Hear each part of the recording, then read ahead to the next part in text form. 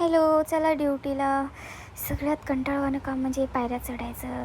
गणपतीचे गाणे तर मस्तच लागून होते आज. खूपच भारी वाटलं ट्रेनमध्ये. नंतर लवकर पोहोचावं म्हणून फास्ट ट्रेनच्या नादामध्ये स्लो ट्रेन सोडून घाटकोपरला उतरलो, तर काय ट्रेन लवकर आलीच नाही. कितीतरी वेळ वाट पाहिली, बापरे बाप. त्याच्यामुळे मला आणखी जास्त उशीर झाला. मला खूपच बोर झालं म्हणून मी झोपी गेली ट्रेनमध्येच.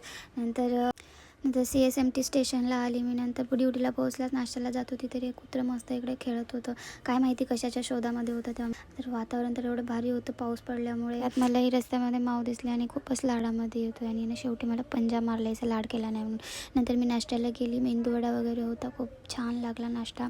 ही बघा मुंबई युनिव्हर्सिटी, खूप भारी आहे. मुंबईला कधी आले तर नक्की येऊन पाहा तुम्ही, खूप छान आहे. नंतर माझा पेमेंट जरा 4 दिवस लवकर झाला म्हणून मी पेमेंट दुपारचं जेवण केल्यानंतर सुट्टी झाल्यास मी निघाली माझ्या रूमला. इथं तर मस्तच 50चे 4, 100चे 10 टॉप देत होते. मग नंतर हे बघा किती भारी वाटते CSMT स्टेशन. किती मस्त रंग दिसत आहे त्याचे, वाव. लाईटिंग पूर्ण भारी दिसत होती.